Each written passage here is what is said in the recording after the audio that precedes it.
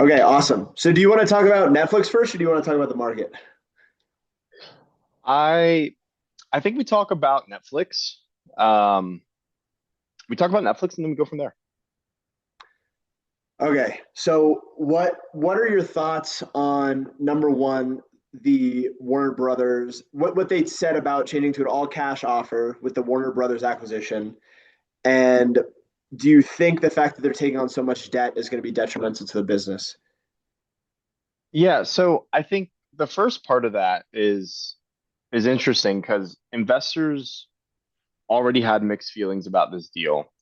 And I think Warner Brothers has shown that they're ready to go in it with Netflix. They've denied Paramount um, more times than I can count.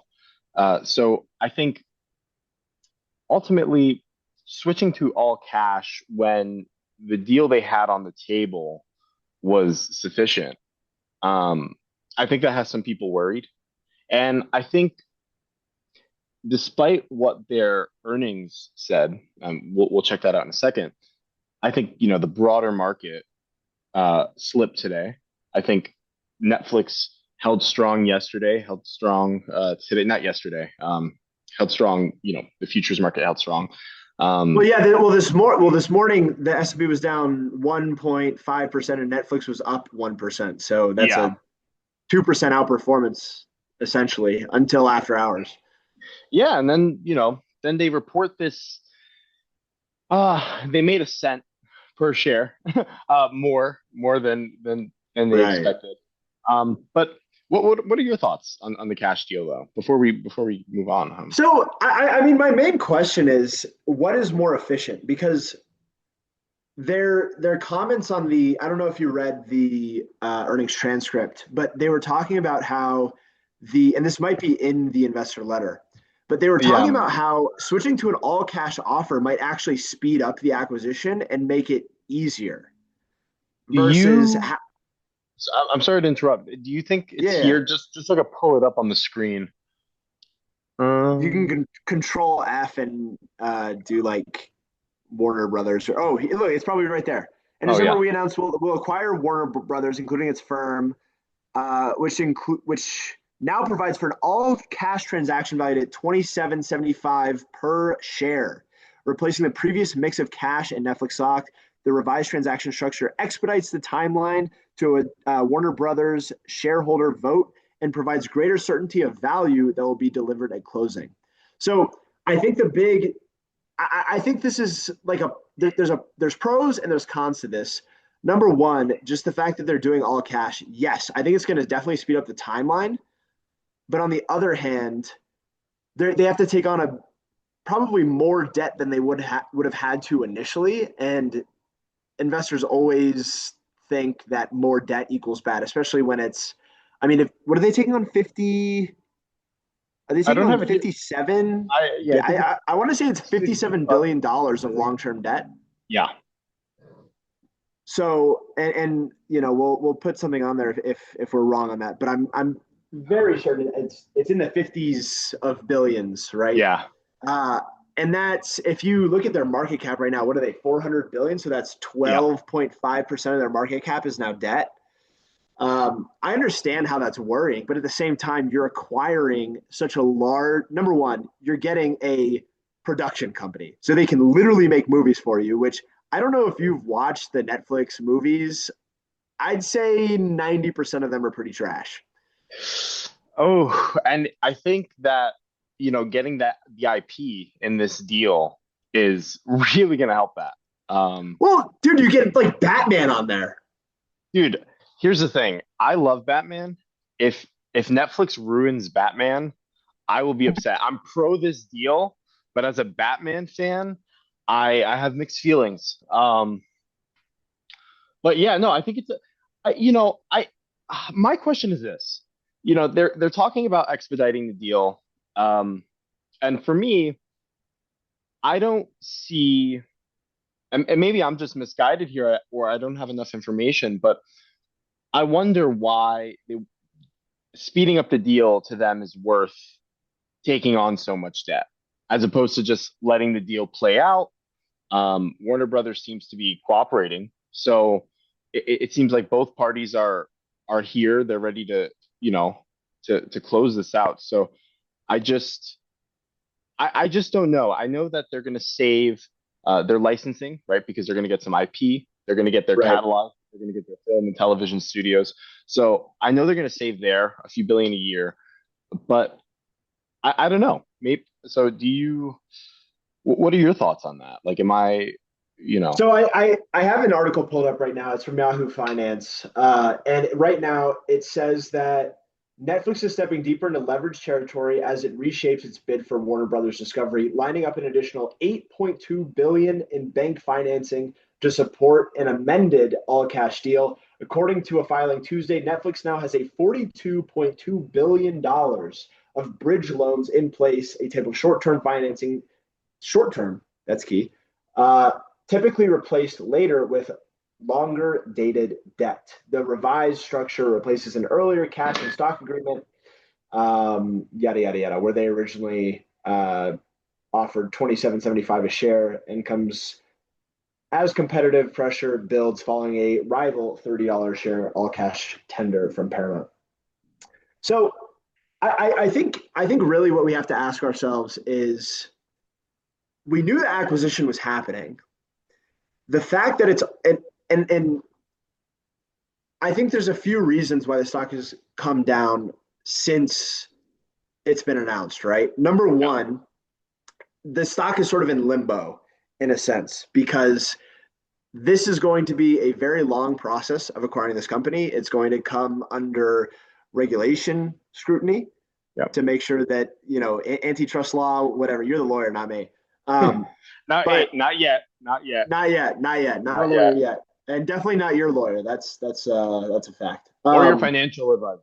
Or your financial advisor. Yeah, no, just two bros talking. That it is. Maybe that's the title of the podcast. Anyway, Oh, uh, but they see this as number one, uncertainty.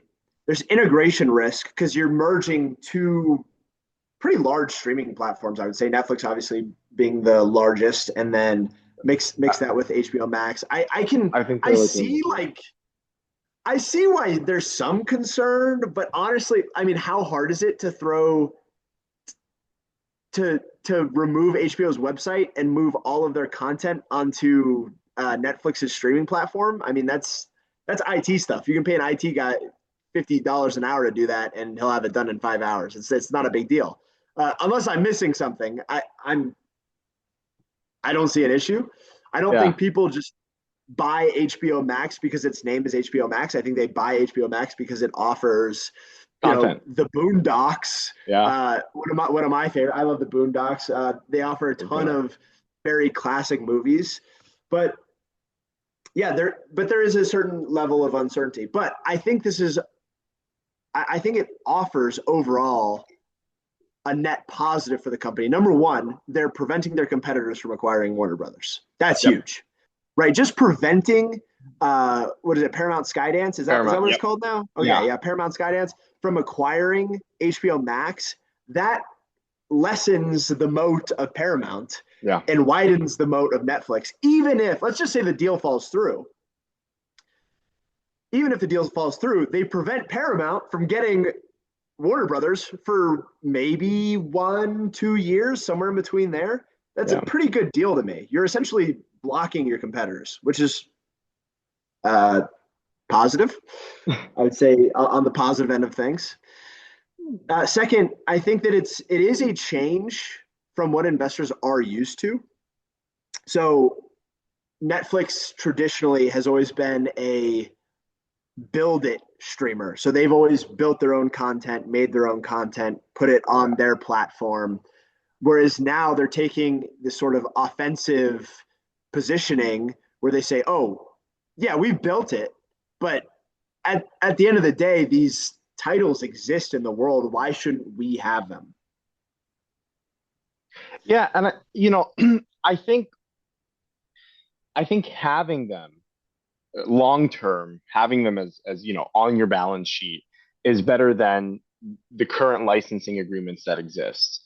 Netflix is huge. I think you were telling me before this call, what is it, a billion a billion users. How many? Yeah, they say a billion users, and I think there's 300, and it should be in the letter here, but I'm pretty sure the number is 325 million subscribers. Yeah. So, with that many people, with that much of a reach, I think, cementing yourself and having this IP, it gives you a lot of opportunities in terms of merchandising, theme parks, other licensing agreements, right? Because now, you know, what's going to happen to other streaming services that want to have Batman? I don't mean to make this whole thing Right. about Batman, but Netflix now has more opportunities that they didn't have before because they're buying legacy brands.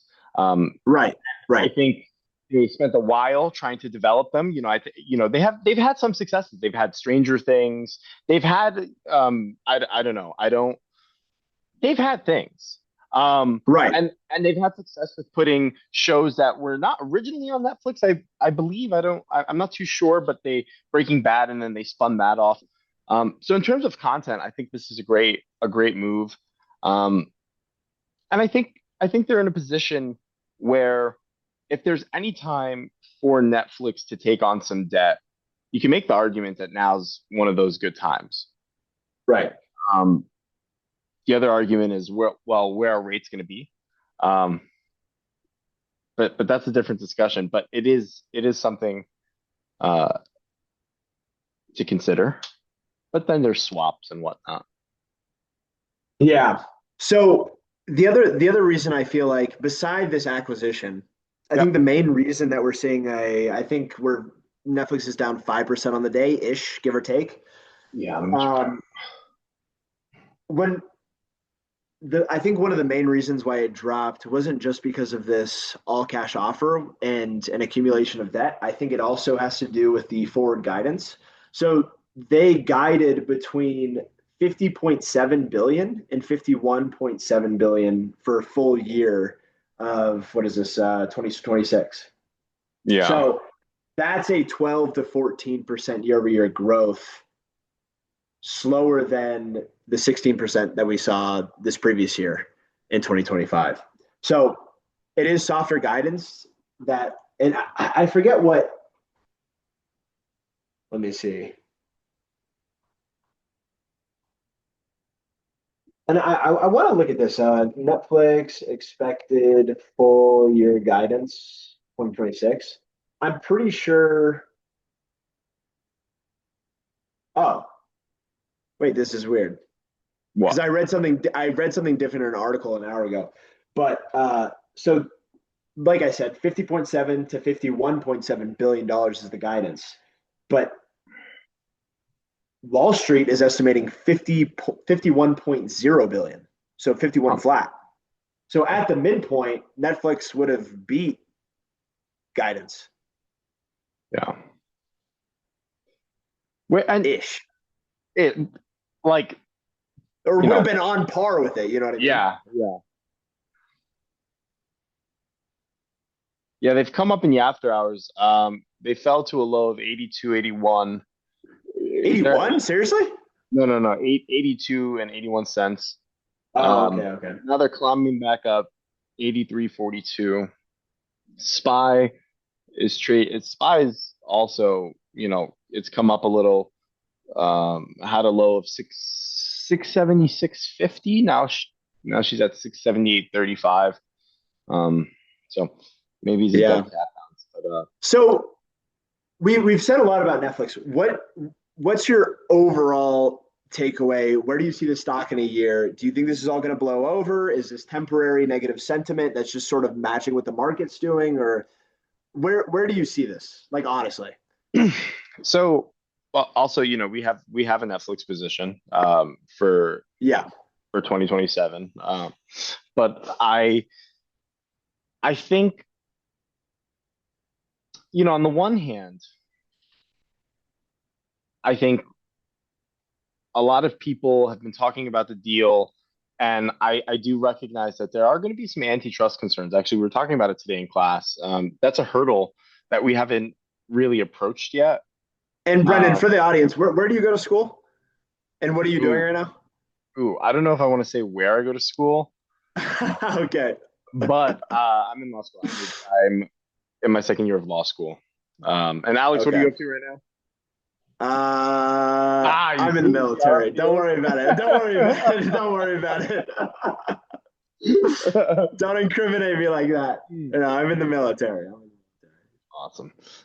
So yeah, you know, I think that there are some hurdles with the deal, but I think if we can get past that, then I think this is good. I also think what, what this earnings tells me is that they're healthy. I I think long-term liabilities are at $19 billion. You know, they're making good money. Um, they've grown year over year. Look, I'm looking at the regional breakdown right now on the screen. Yeah, Um, I saw. I think the U.S. and I think this is on the investor letter too. If you want to scroll on that, but I yeah, think they were up 18% in the U.S. and Canada yeah, or something like whereas, that. yeah, I just saw Canada. I don't see. Yeah, see the 16% year over year, 17% revenue. Yeah, so I think they're healthy. I think acquisition or no acquisition, they're healthy. And I think that with this acquisition going into 2027 in the long term, you know, I it's something that I'm excited about. Now, I can't tell you anything about the short term because I think that there are a lot of factors, and I think that the market's in a certain place right now. So, in the short term, I think maybe there's some more pain ahead, but I think long term, I'm not worried about it. How about yourself? Here's a few things. Now, PE ratio is not everything. Please do not. What is their current Their current PE ratio, according to Yahoo Finance, is a 36.76. So we'll call it a 37. But their forward PE is a 27. You're talking a 27 PE for one of the world's most dominant media companies that has a subscription service, right? It has reliable, predictable revenue, and we know that always commands a premium. I mean, look at companies like CrowdStrike. Look at literally any subscription company under the sun. Like it commands a premium, and they're growing faster than the market is expected to grow. So you're telling me that this company is trading at a 27 PE? That's light to me. I think this company easily requires a somewhere between 35 and 40 on a forward PE basis. So I think this is just a product of negative sentiment. I think that the fears are overblown. I think the integration is going to go flawlessly. Knock on wood. It's just not a hard thing to do. You throw more movies up on the website. I mean, let's not overcomplicate this. Yes, there's going to be debt involved, right? But let's face it, the debt is good. Would I rather have debt or would I rather have debt and acquire a competitor, a media competitor, and prevent my competitors from acquiring my competitor? Or would I have rather have no debt and go on as normal? I'd rather take on the debt. I can afford it. I have $8 billion a year of free cash flow. We're gonna be fine. And not to mention the $2 billion of cost savings by acquiring Warner Brothers, from the and license? the infinite upside of having a professional, what do you call it, like a movie studio, Movie, movie production company yeah, legacy under. brand. Yeah, yeah. I mean, these guys are Yeah. amazing at what they do. There's a reason they're buying them. So I think long term, I see a lot of upside in Netflix. I think the fear is overblown. I think the market is reacting in a negative way. I think it has every right to, but I think a year from now we're going to see Netflix a lot higher than it is now. I'm hoping 120, 130, probably all time highs. I would also like to say, strategy wise, I really appreciate that this deal is carving out the news networks. I think that is That's a a good point. very interesting position from Netflix. And I think what they're signaling is that they want to stick to what they know. They want to really strengthen that moat of theirs but they don't want to reach into areas that they're the new kid on the block. So I Right. think they, want to consolidate and they want to dominate the sector. And I think carving the news stations out, it really shows us where their head is at in terms of, you know, next year, 5 years, 10 years from now. And I think what Netflix wants to be is the world's not only the world's largest streaming service, but they want to have a whole library full of content and brands, movie studios, production. Because I know on HBO they also have like the A24 collection. I think there are a collection of film houses that content wise that are on HBO, and I think it's really smart for them to go down this avenue as opposed to saying let's get into local news, like what's happening in Arkansas. Right. And that's important to somebody, but I'm glad it's not important to Netflix at this point. Which are also far less profitable. Oh yeah, I I mean, mean, they're literally cutting out the most profitable parts of the business. yes, yeah, And and that sector, we all know news is it's ugly, um, and I think it's a mess that Netflix is purposefully avoiding. And you see the difference, right? You take Netflix, this company that's established itself, that's dominant, it's built itself over years at this point, compared to a company like Paramount with their kind of all cash offer, wheeling and dealing, kind of almost coup d'etat attempt, and it shows that Netflix wants to continue dominating, whereas Paramount just wants to grow. They're like, oh, well, we'll buy news, we'll buy content, we'll do everything. We'll have this major content yeah, thing, and even having financing backed by kind of like these opaque, opaque sources. I think Netflix is in a good position, it's good. and I like it. Do you think it's dead money But I for think the it's next dead. year? I think a lot of RAAs, a lot of financial advisors are staying away from the stock because they think it's going to be dead money for the next year until the So, acquisition occurs. uh, okay, so look, this is what I think. I think that if Netflix does not start to go up within the next 3 months, next 6 months, um, Mhm. instead of looking at it as dead money, I think you can look at it as an opportunity to get in at a good price, right? I think Mhm. despite what they're trading at, if this acquisition goes through, they're adding a lot of value. And if the acquisition doesn't go through, they're in a really good place. And we also know that if this deal fails, Warner Brothers and Paramount are going to both be in no position to either deal with each other or, it's kind of shaking up the space a little bit. Right. So I think it's a good time to buy, whether it's shares or long-term options. The stock is cheaper, right? You're getting a good company for a good price in a market that's it's very bubbly, very overvalued, right? There's a lot of Right. pockets of the market that are kind of fat. So I think there's value. And I'm sure there are people that say otherwise, and I don't, you know, Screw up. yeah, but yeah, exactly. All Put right. their heads on a candlestick. Awesome. All right. Let's transition over to the S&P. Obviously, some amazing news coming out of our president, Donald J. Trump. What are your thoughts on what's going on? Also, if you want to explain what is going on, I know you're the macro guy. With tariffs. Yeah. Why do you think the market reacted the way that it did on 10% tariffs? It's kind of Yeah. weird. So, broad strokes, our administration is pursuing a territory. And I think, despite whatever anyone has to say about it, um, there are international forces at play. There's considerations with, Greenland, the people in Greenland, and the international community.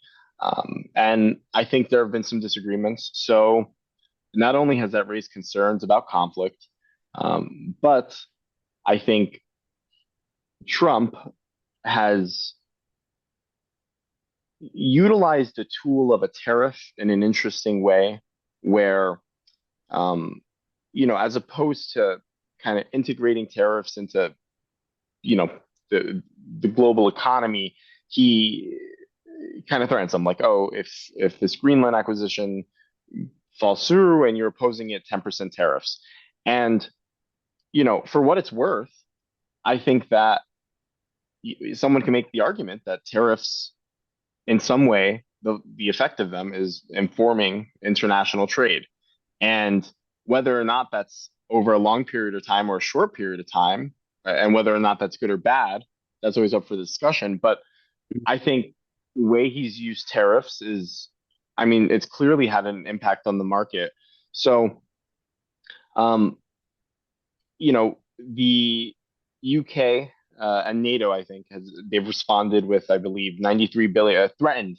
I don't know so far as what happened after the threat, but 93 billion dollars worth of tariffs. Um, and In reciprocal tariffs, in reciprocal response to tariffs. ours. Yeah, Okay, yeah. yeah, and these tariffs that Trump is suggesting are they begin at 10%, and I believe in February they'd go to 25%. Um, and then, he jokingly said that he was gonna, um, the French president, he said he was going to impose 200% tariffs on his wine. And you know what? Honestly, do what you got to do. No more champagne, man. No more We're champagne. toast. No more champagne. We're bringing it here. We're make champagne American. We're gonna start making champagne in America. Champagne, Texas. Isn't there a Paris, Texas? We'll start making our champagne in Paris, Texas. It'll taste exactly the same. It'll be the best champagne ever made. Finest Venezuelan champagne. But I think it is worth noting that whatever's to be said about international conflict, that's going to have an impact on the market. So Yeah. I believe so. I would say the British equivalent of the S&P was down on yesterday, Monday. Mm-hmm. About Because they don't have MLK Day. They don't So have MLK sad. Day. How un-American. Yeah, imagine having cheese, beans, and tuna, and not having Dog. MLK. By the No way, MLK Day is crazy. no MLK Day and no Juneteenth. No, no, that's why their market is not as strong as ours. And Nope. that's why these tariffs are not the worst idea. Here's the thing. Make it 150% tariffs until they institute an MLK Day and a Juneteenth. We have a dream. Yeah, and you know what? I share the sentiments of Dr. King, but I also have another dream. And that dream is for Netflix to continue on this path, to continue adding value, to have this acquisition go through, and to really kill it. I also, have this dream that the market's going to go up. And I'll tell you what, for the next couple of weeks, I'm avoiding balconies. um, Hey, me too. Okay. So do you think this is short term? This is long term? Where is this going? Is this going to blow over like the tariffs did back in April of 2025? Or do you think this is going to spark a larger pullback? So Tom Lee, right? Tom yeah, Lee was talking about probably the start of the year to mid-year, we were going to have a 10 to 15% pullback. That's what he was estimating, but we would end the year positive. So do you think this might be the start of it because now it seems like we're starting another trade war? Or do you think maybe investors are numb to the idea that these what is it called? Taco? yeah, Something Trump always chickens out, I think is what they yeah. call it. But yeah, do you think they're just going to assume that he is going to chicken out, or do you think that I don't know what is the market reaction going to be just as bad as last time, or is this going to blow over in a week? It's actually funny that you asked this question, and I don't know if you did it on purpose if you forgot, but I'm writing a paper on this. Oh, okay. I'm writing a note on tariff credibility.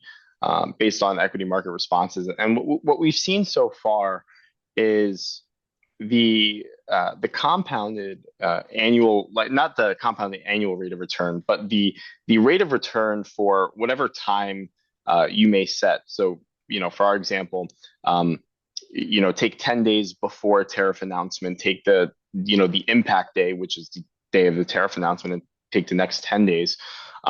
Just to kind of get a little window, right? Like you're like a 20-day moving average. And then you can compare it to time periods where volume was similar and either tensions were similar or or tensions were not similar, right? To distinguish. Hmm. So I think it's interesting because on average, these sort of now I don't know yet which mechanism these tariffs would be deployed because there are we have our domestic like our trade acts and then on the international stage there's like the WTO. So I don't know which mechanism these Hmm. tariffs would be deployed with, but there is a difference in the overall market effect. But on average, the market for about the 10 days after leading into the next 20-day moving average period falls about 4.5%. So Oh, really? yeah. And this is the broader market. So this is the S&P, the Dow, the Nasdaq.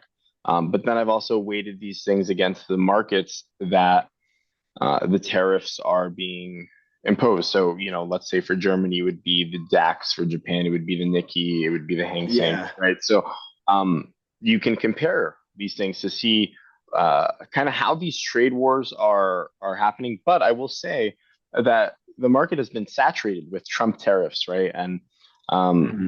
I think to your point, investors are kind of numb. I think investors are confident that these tariffs are only being used as tools in this trade game as opposed to a strategy used to like encourage domestic markets, right? This is just being used as leverage. Whereas a tariff, usually it tries to draw consumers to domestic brands because foreign brands become more expensive, right? On a core Right. level. So, um, so I think investors are confident that either Trump will kind of back down and whoever we've put a tariff against will back down as well, or they'll capitulate and just do whatever we say. And that advances our position in some way, which in turn impacts our market. So I think investors have that initial reaction, and I think over time they'll rotate into different sectors, risk off environments. But I think that overall, Well, and we kind of saw that today too. With also, can you take down the Netflix investor letters? Just stop sharing your screen, oh yeah, or you can put on a chart of the S&P if you want, or something like that. But yeah, this is fine.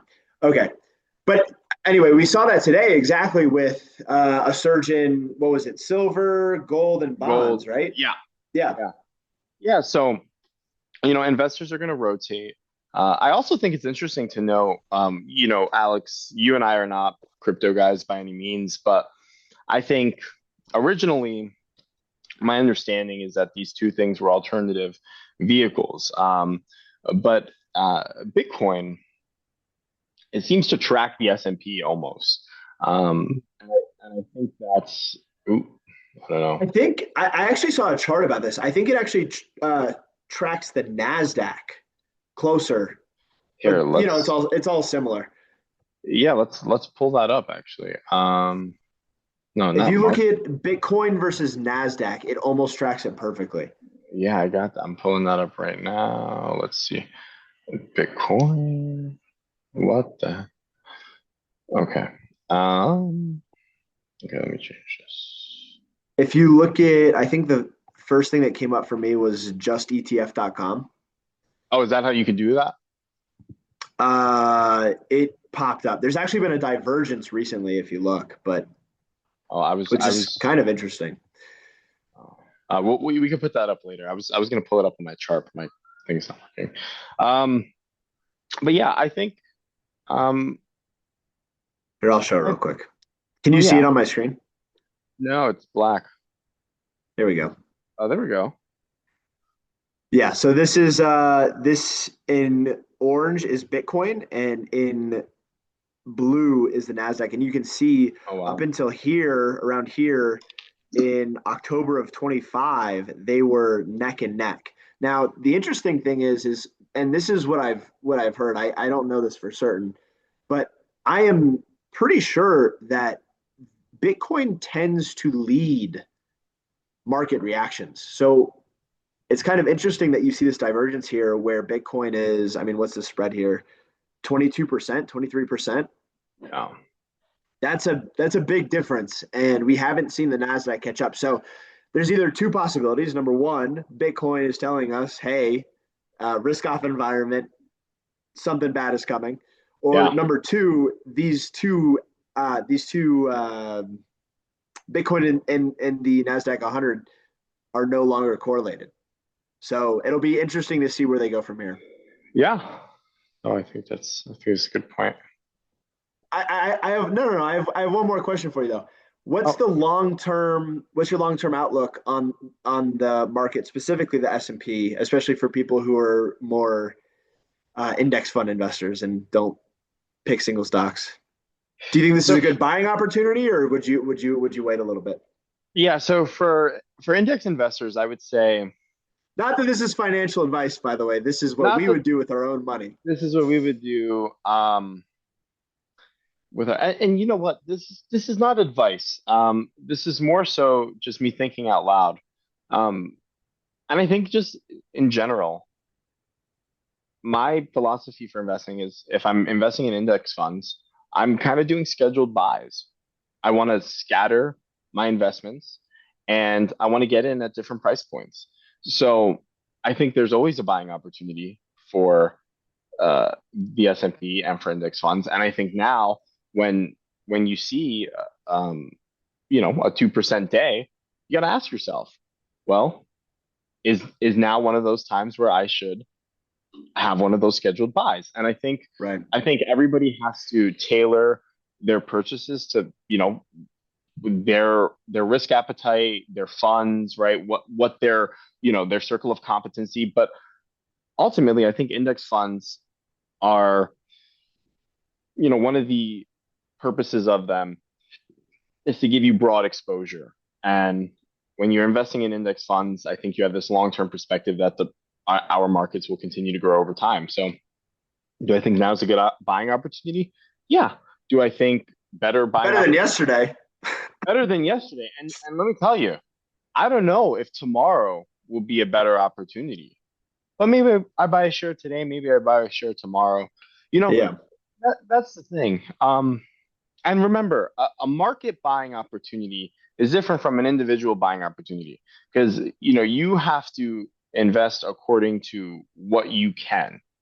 And I think for some people they can take more risk, and I think they do.